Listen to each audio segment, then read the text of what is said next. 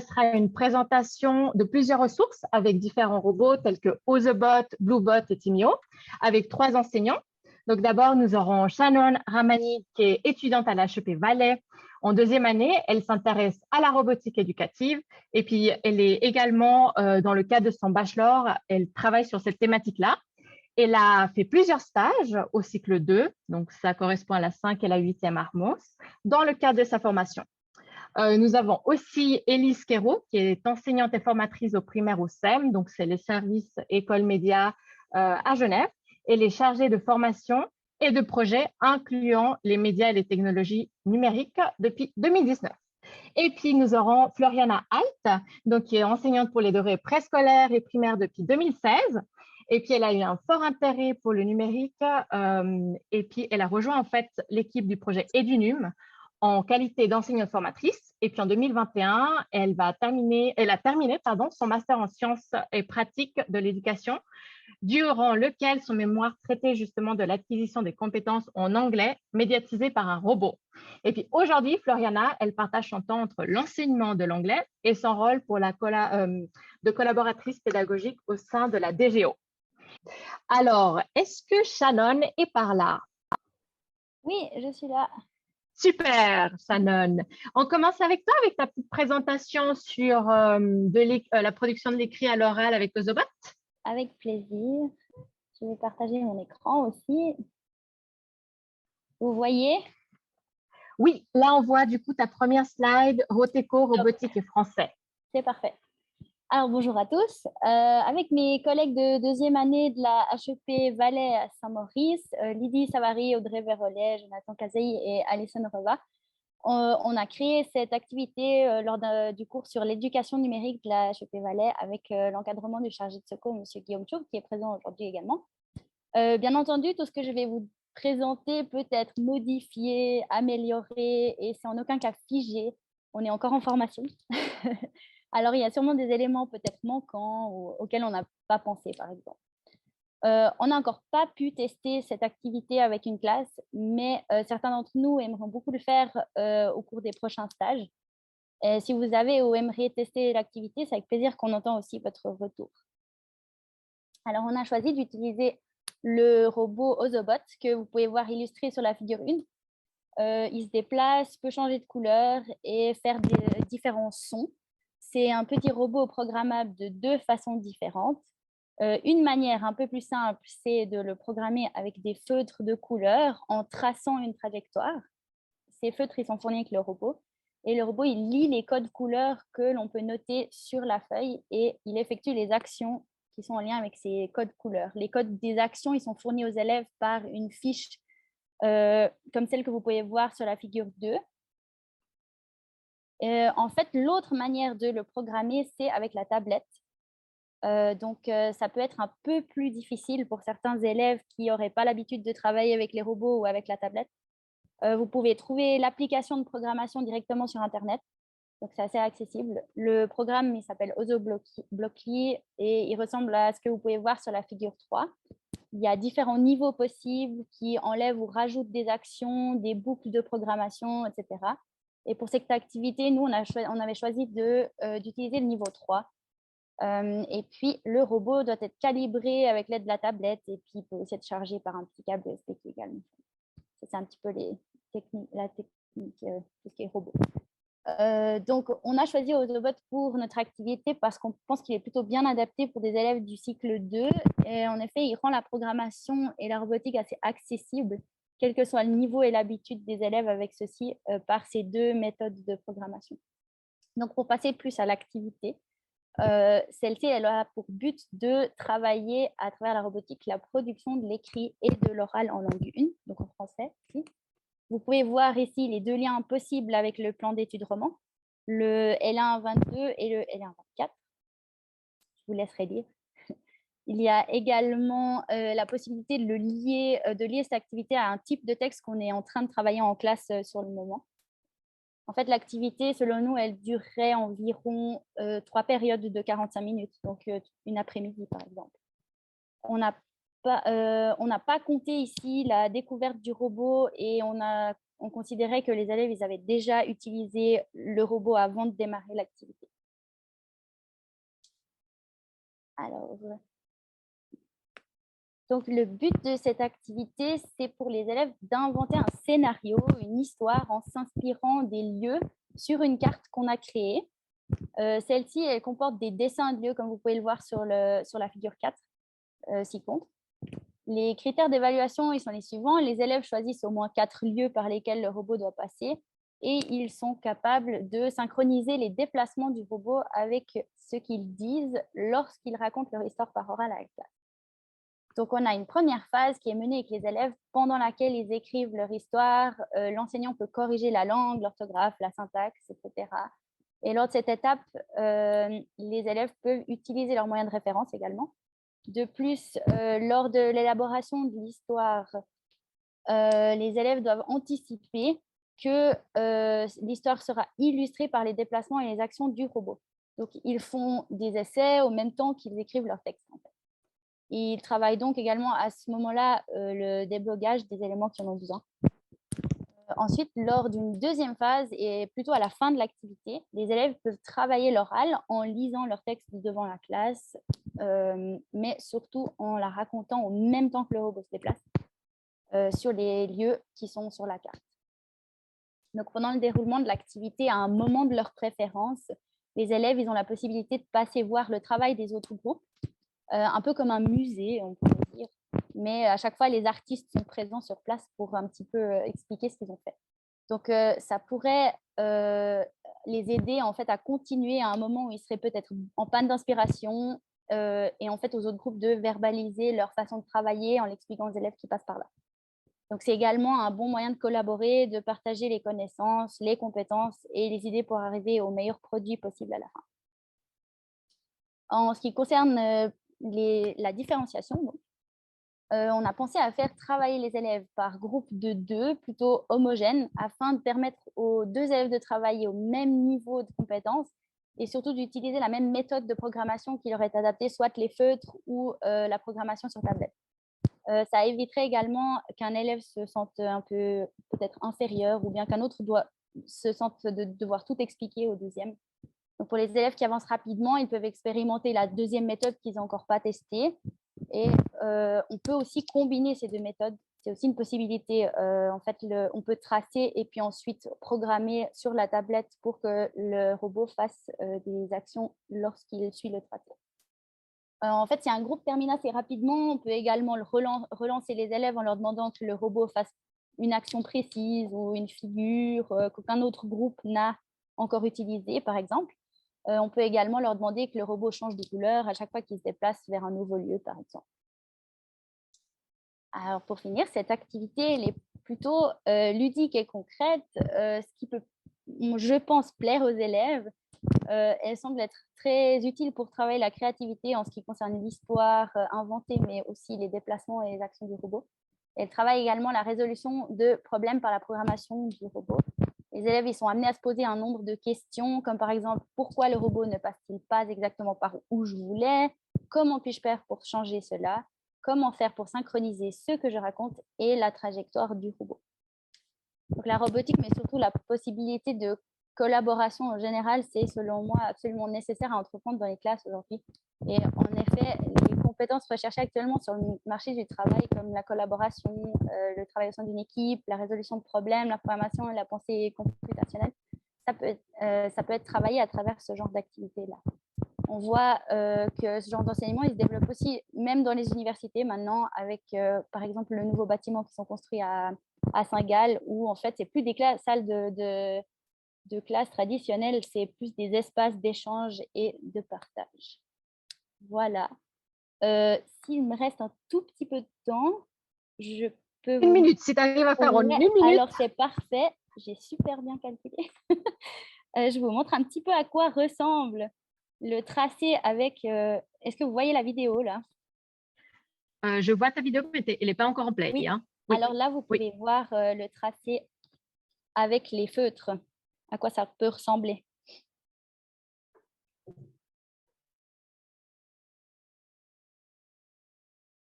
Voilà.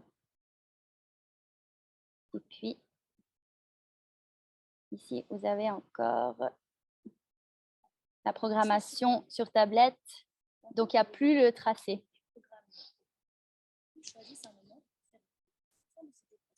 Là, elles sont. Ils partagent leurs connaissances, leurs compétences et leurs idées pour le scénario et la programmation pour la partie finale du projet et après correction. Voilà, juste un petit peu pour voir à quoi ça ressemble. Check. Voilà, je vous remercie. La carte avec les lieux, la planification qu'on a faite et puis la vidéo les petits extraits de vidéo que je vous ai montrés, il y a une vidéo de 2 minutes 30 qui sont disponibles sur Roteco. Voilà. Merci Shannon. J'ai justement partagé le lien sur le chat. Super, et puis, ce que je te propose, c'est qu'on va faire toutes les présentations. Et puis, et si on a des questions, tu réponds dans le chat, ça te va? Parfait, merci. OK. Merci à toi. Merci pour la vidéo aussi. Est-ce que Élise est ici? Oui. Est-ce que vous m'entendez? Super, Élise. Oui, on t'entend. Top. Alors, je partage mon écran aussi. Je vais partager celui-là parce que... Hop. Hop. 2 secondes. Pas de souci. Alors, affichage. Voilà. Voilà. Vous On a voyez ta ma présentation? Oui, OK. tout à fait. Génial. Alors, bonjour. Donc, moi, je vais, lors de ces quelques minutes, vous présenter le robot Bluebot et quelques idées d'activités à mener avec ce robot. Donc, c'est un petit robot qui est, les activités que je vais vous présenter, c'est un robot qui est un petit peu plus pour le cycle 1, donc les années 1 à 4 Armos ou 1P à 4P. Et puis, je vais passer la présentation. Je voulais un petit peu présenter ce que je faisais au service École Média à Genève, mais du coup, de base, je suis enseignante et maintenant, je forme en fait les enseignants de l'école primaire aux médias et à tout ce qui touche le numérique en fait. Donc voilà, donc par exemple, Bluebot en l'occurrence ou Timio ou des autres choses comme ça. Puis je fais aussi un peu de prévention et puis de développement de l'esprit critique, de sensibilisation aux nouvelles technologies. Voilà, donc en gros, c'est ça mon travail. Et puis, j'ai juste, hop, voilà. Donc, on a réalisé un dossier pédagogique. C'est une version provisoire, donc on l'a bien mis sur le dossier avec un de mes collègues qui s'appelle Miguel Filgueras, peut-être que ça vous parle, sur le robot Bluebot. C'est un dossier on s'est beaucoup inspiré de ce qu'a fait la HEP Fribourg, qui a réalisé un travail génial. Et puis, on a eu d'autres partenaires qui ont accepté de collaborer avec nous pour nous donner des idées d'activités.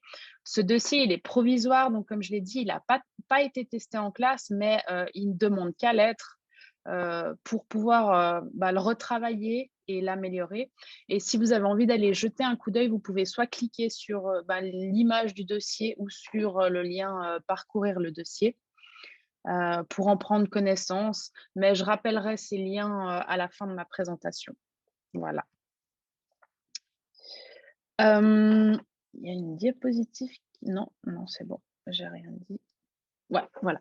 Alors, juste avant de vous présenter le dossier, donc si vous ne connaissez pas déjà ce robot, donc c'est un robot. Il est destiné au petit degré de l'école primaire, plutôt, donc comme j'ai dit, à première Armos, à quatrième Armos. Il peut être programmé tout seul, simplement en appuyant sur les boutons qu'il y a sur l'espèce de carapace. Il peut aussi être programmé avec une barre de programmation. Vous voyez cette barre bleue avec des espèces de cartes qu'on pose en fait par-dessus. Et il y a aussi une application qui existe pour le programmer donc à distance.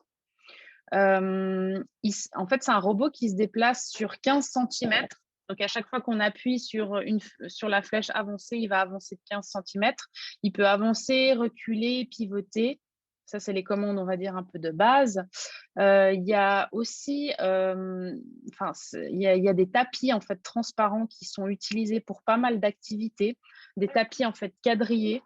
Je l'ai mis à la fin dans le dernier rectangle blanc. Donc, c'est des tapis transparents où il peut y avoir aussi des tapis déjà tout prêts avec des lettres ou des formes, des choses comme ça. Donc, qui font donc 15 sur 15 pour peut-être glisser des choses dessous et puis travailler pas mal de choses. Voilà. Donc, dans le dossier que je vais vous présenter quelques activités, hein, il y en a quand même pas mal. Donc, j'ai sélectionné celles qui étaient en lien avec le thème du webinaire. Donc, il y a plusieurs activités qui pourraient être utilisées pour l'apprentissage des langues, notamment du français donc, chez les petits.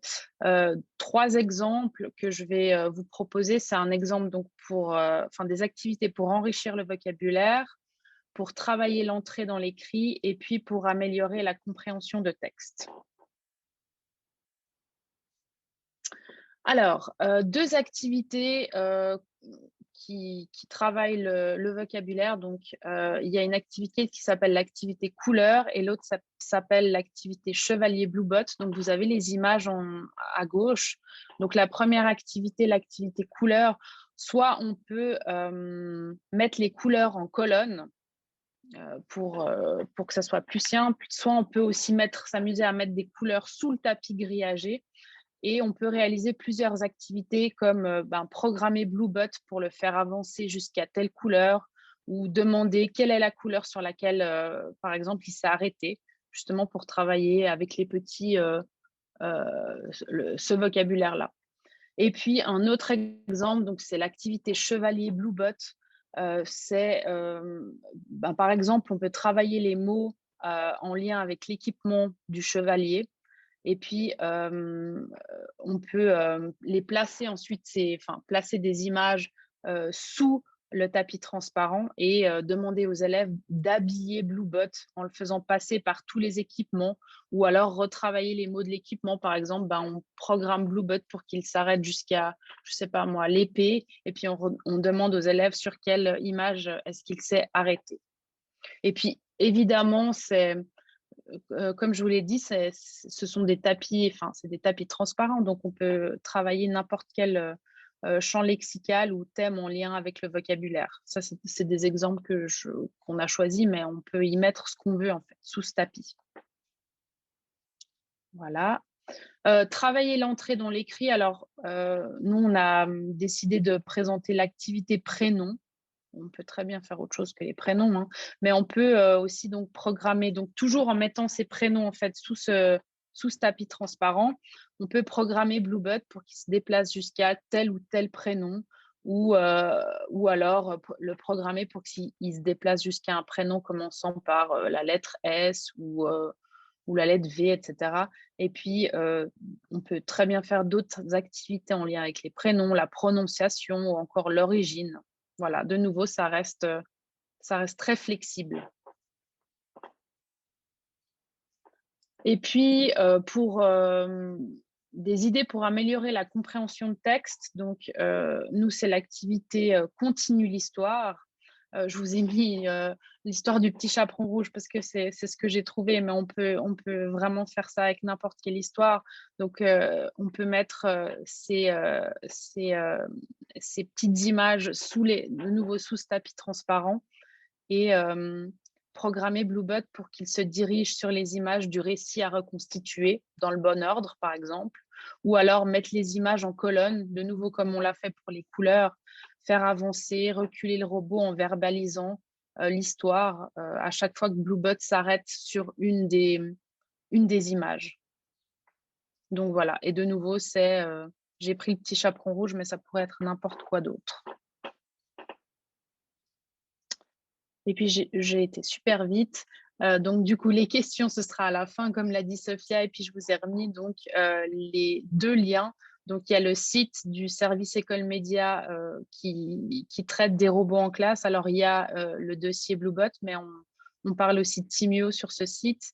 Et puis, directement, si vous voulez avoir directement accès au dossier Bluebot, c'est le 2e lien qui est en dessous. Et puis voilà, c'est tout pour moi. Merci Elise. Je viens de partager le lien, si jamais, les 2 liens, le dossier et puis le site des robots en classe sur le chat, comme ça tout le monde l'a. Merci encore Elise pour ta formidable présentation, on te remercie. Et puis posez toutes les questions, n'hésitez pas dans le chat.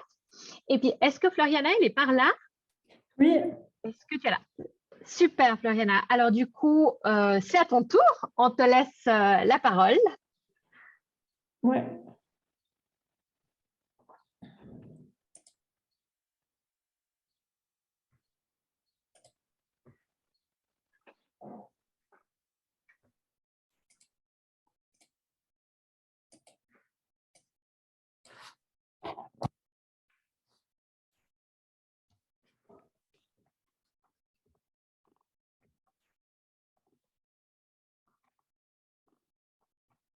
Et puis, Élise, peut-être tu peux commencer à répondre les questions par le chat de Hamid. Comme ça, voilà. Tu nous dis dès que tu es prête, d'accord? Ouais, j'ai juste des soucis de... De partage. Ça, c'est les joies du live, tu sais. Est-ce que je peux t'aider, tu penses?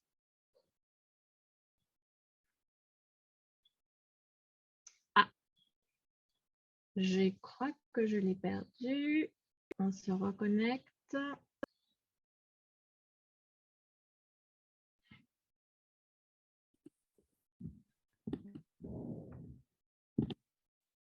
Est-ce que tu es par là? Là, vous Ah, m'avez... voilà. Oui, là, je Là, t'ai oui, j'avais visuellement et puis plusieurs on a choses. ta présentation. Super. Du coup, moi, je vais vous parler du robot Timio lié à l'apprentissage de l'anglais. Donc, le robot Timio, on peut l'utiliser seul. Il a des pré-programmes et il a également des logiciels d'environnement de programmation qui ont été faits juste pour lui. Et ces environnements de programmation, ils sont vraiment... ils ont différents niveaux de complexité. Puis on peut arriver vraiment à une programmation en commençant avec des images, des blocs faciles pour arriver juste à la programmation pure, donc seulement du texte. L'activité que j'ai faite avec les élèves, ils étaient en 7e Hermos, juste pour que vous ayez un peu le contexte. Il s'agissait de 20 élèves, donc de 10-11 ans. Je suis à l'établissement Centre Lavaux, donc c'est dans le canton de Vaud. Il faut savoir que c'est des élèves qui sont... c'est leur première année d'anglais. J'avais quelques bilingues, mais 2, 3, pas plus. Et avant, eux, ils n'avaient pas fait de robotique éducative donc à l'école, mais certains avaient déjà des robots à la maison. Donc, comme ça, vous avez un peu le contexte. Par rapport aux objectifs d'apprentissage, donc mes premiers objectifs, c'était bien sûr en langue et la robotique venait après. Mais vous allez voir, j'avais deux activités. La première, c'était sur le thème du marché. Et là, le but, c'était justement d'acquérir un certain vocabulaire tout en faisant une activité à côté. Également, dans cette activité, c'était être capable de pouvoir donner des directions, des indications de direction en anglais pour justement guider son camarade qui, lui, doit guider le robot. Et ma deuxième activité, elle concernait la construction de phrases, donc toujours en anglais, puis toujours en lien avec le robot. Je vous l'explique après. Et moi, le programme que j'ai utilisé, en fait, c'est le programme que vous voyez à droite, c'est l'environnement de programmation VPL, qui est vraiment basique. Hein, c'est le premier niveau pour ce robot-là, avec les événements à gauche et puis les actions à droite, puis vous déplacez les blocs. Et puis si, je ne sais pas, si je décide d'appuyer sur un bouton, le robot va faire quelque chose. Juste pour le matériel, les élèves, je les avais mis par 2 et du coup, j'avais chaque fois 10 ordinateurs et 10 robots. Il faut faire vraiment attention, je me suis fait avoir plusieurs fois. Des fois, on a des environnements de programmation et les versions ne jouent pas avec les ordinateurs. Donc, c'est des petites choses techniques. Il y a beaucoup de petits problèmes comme ça qui arrivent. Ensuite, j'avais utilisé une bâche, mais ce n'est pas nécessaire. Mais dans le canton de Vaud, on utilise justement pour le projet de l'éducation numérique une bâche quadrillée pour le jeu du robot. Et puis moi, je l'avais utilisé comme support et ça allait très bien. Sinon, je vous montrerai après, mais j'avais fait des fiches avec les défis, les comportements et du vocabulaire, car ils avaient quand même besoin d'un soutien. Et après, il y a tout le petit matériel, les étiquettes. Mais vous avez tout sur Roteco, donc j'ai créé un événement, si jamais.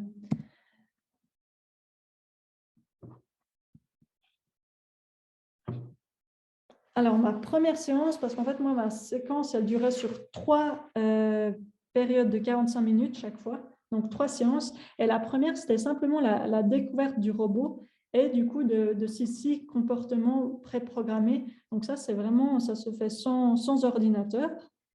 Donc, je distribuais les robots et je disais même pas, je ne citais même pas que c'était un robot. Je le posais sur la table et vous le voyez en dessous à quoi il ressemble. Et ben, il devait déjà trouver comment on l'allume, etc. Et puis après, vraiment, j'ai rien dit. Après, on fait une mise en commun. Et là, on fait émerger ce qui ressort. Et puis, on travaille justement sur ces 6 comportements. Sur timio.org, il y a vraiment tout un fichier avec plein de fiches, etc. C'est très, très riche à aller piocher là-dedans. Ensuite, je faisais une petite démonstration de l'environnement de programmation VPL et après, je leur donnais la liste de défis que vous voyez à gauche. Pour les élèves qui comprennent vite, c'est très facile de leur donner des défis plus adaptés. Ma deuxième séance, donc aussi 45 minutes, là, on entre dans la tâche du panier de courses. En fait, chaque binôme devait récupérer 2 courses. Donc, sur la bâche, il y avait seulement un groupe à la fois sur la bâche en même temps. Et ils ont pu aussi s'entraîner sans le robot parce que c'était beaucoup de choses en même temps de devoir parler en anglais alors que c'était le tout début. Ce robot, pour certains, c'était aussi le tout début. Donc, des fois, on faisait des entraînements sans. Et donc, là, vous avez une liste des différents magasins qu'il y avait sur ma bâche. L'année d'après, c'est ce qu'ils voient en vocabulaire en anglais. Enfin, c'est un des vocs. C'est pour ça que j'avais fait. Et du coup, ils devaient acheter de la viande chez le boucher, du fromage chez le fromager, etc. Et les étapes, donc avant d'arriver sur la bâche, ils devaient programmer le robot correctement pour être à même de le guider au moment de la tâche. Un élève tirait une étiquette et il trouvait sur quel stand il devait se rendre, mais tout était en anglais. Une fois qu'il avait trouvé son stand, il indiquait à son camarade en anglais donc les directions qui, lui, faisait aller le robot devant le bon stand. Et une fois qu'il avait récupéré son achat, ils échangeaient les rôles. Ma troisième séance, donc aussi 45 minutes, c'était sur la construction de phrases. Là, ils étaient toujours par 2. Et en fait, j'avais mis plein de phrases par terre, mais coupées de manière aléatoire. Il y avait des bouts de phrases. Et en fait, ils devaient faire aller le robot sur des bouts qu'ils voulaient pour former 2 phrases. Et puis là, je les ai laissés libres. S'ils voulaient qu'un reste à l'ordi, puis l'autre guide le robot, les 2 faire ensemble, ils étaient un peu plus libres pour celle-là. Et ils devaient faire 2 phrases. Et pour ces 2 activités, donc les courses et les phrases, je les ai chronométrées pour le petit challenge en plus pour voir le binôme le plus rapide. Et ça, c'est plein de modalités qu'on peut ajouter ou non. Merci Floriana pour cette super présentation et les vidéos. Je profite parce qu'il y a une question donc, de Shannon. Que permet la bâche quadrillée en fait? Voilà, je te lis sa question. Tu me l'as dit? Oui, donc la question est, que permet cette bâche quadrillée exactement? En fait, c'est justement dans le canton de Vaud, je ne sais pas si tout le monde connaît, mais il y a un projet numérique donc, cantonal et on l'utilise dans les premiers degrés. En fait, quand on fait du débranché, on appelle ça, donc vraiment pour amener des concepts de sciences informatiques sans outils informatiques. Et en fait, on l'utilise, c'est un jeu, le jeu du robot, un élève ou la maîtresse et le robot. Et puis, on travaille les notions de langage commun entre moi et la machine pour qu'il me comprenne. On va lui dire avance, mais si lui, il sait qu'on doit faire, si lui, il a appris qu'il faut dire avance d'un pas, il ne va pas avancer quand on lui dit avance, etc. Donc, c'est ces notions-là qu'on travaille. Merci Floriana. Et je profite, hein, on a encore 1 minute, le temps que toute l'équipe revienne. Donc, c'est Sylvia de Genève, je crois. Est-ce que tu sais s'il existe des expériences faites au cycle 3, ta connaissance de si on peut adapter au cycle 3 ou Là, je n'aurais pas connaissance, mais ça se fait, hein. Clairement, il y a plein de gens qui en font. Et comme je vous l'ai dit, il y a vraiment des degrés de difficulté différents. Et puis, si vous prenez une classe qui n'a jamais fait de robotique éducative, il y a des choses très intéressantes qu'on peut déjà faire rien qu'avec le programme que je vous ai montré, hein. Donc, vraiment, ça s'adapte à... Et comme je vous l'ai dit, avec Timio, on peut faire de la programmation pure texte. Donc, bien sûr qu'on peut adapter au cycle 3. Super, merci beaucoup pour ta réponse, Floriana.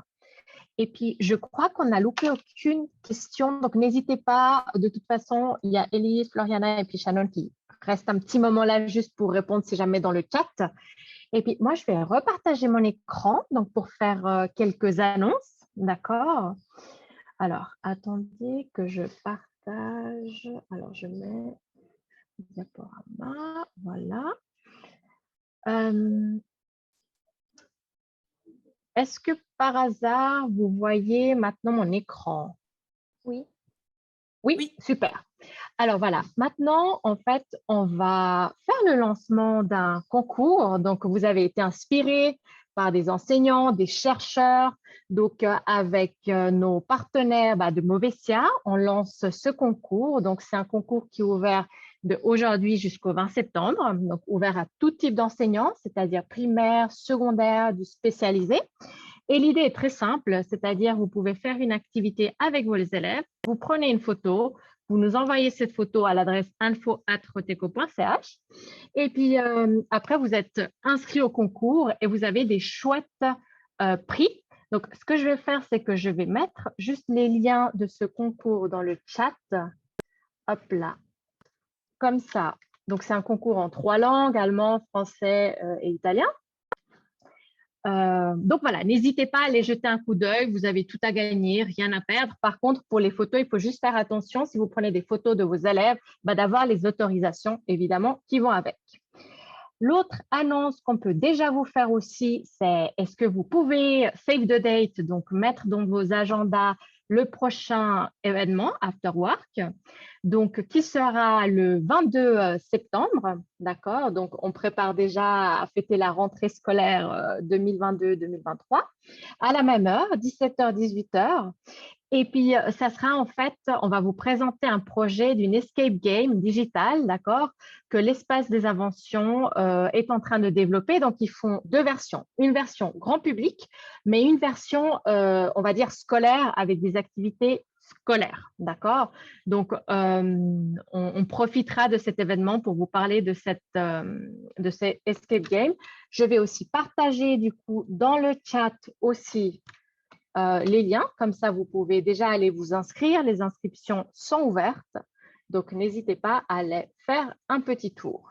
Je vais continuer dans les annonces. Donnez-moi un petit instant. Là, je quitte cet écran pour aller directement sur Roteco. Est-ce que vous voyez à nouveau mon écran avec le webinaire Timio débranché ou pas? Oui. Oui, super. C'est juste parce que j'ai changé de… Alors, juste petite annonce. Donc, nos partenaires de Movesia nous ont demandé de faire la communication. Demain, il y a un webinaire sur des activités débranchées avec le Timio. Donc, ça sera à 16h, heure suisse. C'est en ligne, c'est gratuit. Je vous mets dans le chat aussi, du coup, le lien. Donnez-moi un petit instant, je mets dans le chat le lien. Oups, je me suis trompée, excusez-moi, ce n'est pas ça le lien. Attendez, je recopie, je recolle. Voilà, top. Deuxième annonce que j'ai à faire, donc on vous avait déjà dit, mais on a le Open Education Day à l'HEP Berne, d'accord? C'est un événement bilingue français-allemand. Ils ont prolongé les inscriptions jusqu'au 10 mai. Mais allez vous inscrire, c'est gratuit, d'accord? Je vous mets aussi. Et puis, nous, on aura un atelier justement pour présenter des ressources que l'Espace des Inventions et R2T2 ont fait. Et ils ont mené en fait des ateliers dans des classes vaudoises. Et puis, on va vous présenter les ressources qui maintenant sont disponibles aussi sur Oteco. On aura aussi un autre webinaire au mois de juin sur Timio pour l'éducation spécialisée. Donc, je vous mets le lien. On a plein d'annonces aujourd'hui. Hein. Dans le chat, ça sera le 8 juin de 16h à 17h. Je vous bombarde d'informations, mais je profite. Je fais aussi de la publicité pour le 2e congrès suisse de pédagogie spécialisée qui aura lieu du 6 au 7 septembre. Là, on aura aussi un atelier, d'accord, de comment peut-on adapter des animations en robotique. On va faire des tests, on va essayer, parce qu'on voudrait proposer justement pour la rentrée certains ateliers, les adapter. Et on a besoin de vous pour avoir peut-être des feedbacks. Donc, il ne faut pas hésiter. Je vous mets aussi le lien dans le chat. Et puis, la dernière annonce, donc, est-ce que Melissa est ici? Melissa, are you here by any chance? No? I think he's coming. OK, she's coming. We Donc, je were commence en 5 français. minutes late. Don't worry, Miriano. I was doing the announcement. Cette annonce, donc, je la fais en français, mais je voulais qu'elle la fasse aussi en anglais parce qu'en fait, ça va être un événement international, d'accord, qui aura lieu à Genève, donc une compétition pour les jeunes du secondaire du 13 au 16 octobre. Et, sorry, someone want to talk? Yeah, it was me, Sophia, sorry, but Melissa is there now. Ah, perfect. Thank you so much, yes. Evgenia. Melissa, I was doing the announcement of the first Global Challenge 2022. Je fais juste en français, après je laisse Melissa faire en anglais. Et du coup, elle aura lieu du 13 au 16 octobre. Ils sont à la recherche de volontaires, de bénévoles qui veulent venir aider ces jeunes du secondaire, voire du tertiaire pour cette compétition. Il y aura des élèves du monde entier, dont une équipe suisse. Donc, on ira les soutenir.